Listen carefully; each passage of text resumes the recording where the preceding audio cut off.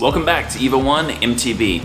Today we're going to talk about the collapsing bike industry and exactly what you can do to future-proof your mountain bike so that you survive it.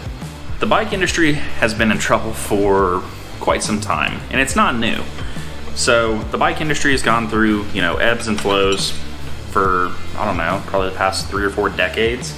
But this one seems to be lasting a whole lot longer than normal. In a perfect world, somebody goes, they buy a bike, they buy one with modern geo, modern wheel sizes and technology, and they enjoy that bike, and it generally is supposed to last you, 5-10 years is reasonable to assume? Not today. Today we are seeing bikes that, quite frankly, are changing quicker and faster than people that I know change their underwear. With that being said, go ahead and assume what you will about the caliber of friends that I keep, but all kidding aside, that's not a realistic thing to do whenever you're expecting consumers to buy your bikes. I think the first thing we need to address is mullets.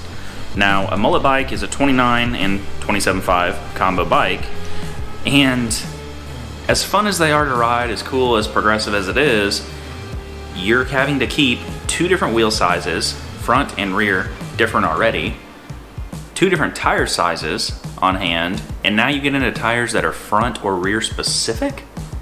That's a lot of parts to keep on hand in stock and hopefully be able to source. The other big one is going to be your new electronic drivetrains, shifters, and seat posts.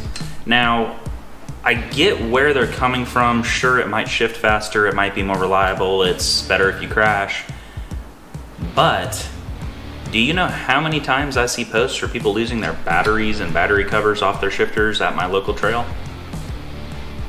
Now, let's pretend something happens to the supply chain with a country where there's already tensions where they're manufactured, and then you can't get those batteries or electronic components or a software update. Something to think about. Now that we have all of the negative points covered, let's talk about how you can future-proof your bike so you don't run into those issues.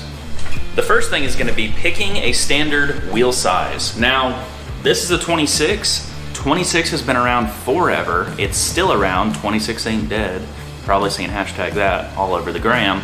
But 26, 27.5, and 29 are consistent tire sizes, and you can pretty much find them anywhere. 27.5 is the one that they're really trying to phase out, but they went through such a large production run whenever those bikes became hot that you're gonna find those parts for a very long time, and same thing with 29. The other thing is 26. You can get these tires, these wheels dirt cheap. I break about 1 wheel a week at this point, and I just get new ones from free bikes. So pick a consistent tire size, stick with that, stock those tubes, and stock those tires.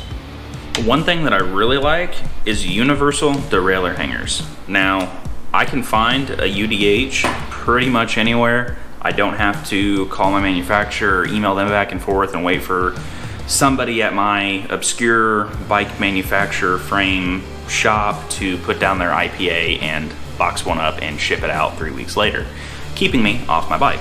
So that's fantastic, which the other part is they get them manufactured somewhere else for the most part. So again, supply chain, you're gonna run into problems, and if you've got one that you can't find anywhere, you're kind of screwed. So get something that's got a universal derailleur hanger and order a couple. That way you're covered. And same thing with also swapping out your rear derailleur. It's not specific to that UDH.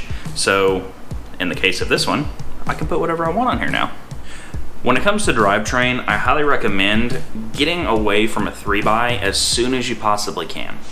I love the fact that I can pretty much get parts wherever for it. I mean, I've got 14, 15 bikes here in the shop, and I can swap over parts bike to bike, but I have to adjust cables, I've got to set limits, I have to sometimes swap over the shifter because the cable is proprietary. And it's just a total pain. If you can get something that's got a 1x, or convert your bike to a 1x, it's really cheap to do. I would highly recommend doing that. If the bike industry collapses fully, we're gonna be in a totally different world. It's going to shut down commerce in countries that rely on bikes. It's going to make people here in the US even more dependent on bikes, especially in large cities where getting around by car is virtually impossible. So bikes are going to be put through a lot more use and abuse, and I know it's ideal to think, oh, I'm going to ride my carbon full squish enduro bike because it's my favorite and it's pretty, but I'm going for a hardtail and even a rigid at that with a 1x, and I'm going for the simplest build possible. And I know that that really sucks to hear, but in the event of an industry collapse, all of the countries that rely on bikes for commerce, transport, whatever, they're going to get first priority over all the parts. And that's not going to be at a consumer level, that's going to be a government mandated level where those parts, where they normally export them over here to the US, they're gonna stay there. They're not gonna allow the export of that, and those manufacturers are gonna be basically in production to keep the economy going. A way to help prepare for all of this is to actually pick up old free bikes and start collecting parts. This literally cost me nothing. It could repair a handful of other bikes that I either find or commandeer, or we'll get into all that, and it also teaches me valuable repair skills because I'm taking systems apart, I'm learning how they work, and that's excellent. If you don't know how to work on your bike and you somehow come across parts in the midst of all this, how are you going to fix it if you don't know how? More important than what's on your bike, new tech, 27.5, 29, any of it is going to be connecting with other people in the bike community. I'm as big of an introvert as there probably is out there, but I love connecting with people who ride bikes. So in the event that the bike industry completely comes to a screeching halt, it's great to have other people that you network with and other people that you know, so you can trade parts, trade information, trade knowledge, learn how to fix things, or have other people fix them for you. That's literally why I created this channel, so an easy way to do that is just subscribe, comment down below. Let's connect, let's talk about it, and let's get through this together. And I can't tell you it's gonna happen next week, I can't tell you it's gonna happen next month, but all this is definitely coming down the pipeline.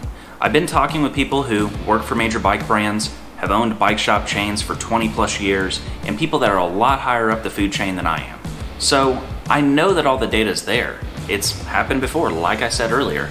So if you want to help get the word out, liking, commenting, doing all that good stuff really does help other people see this and be aware.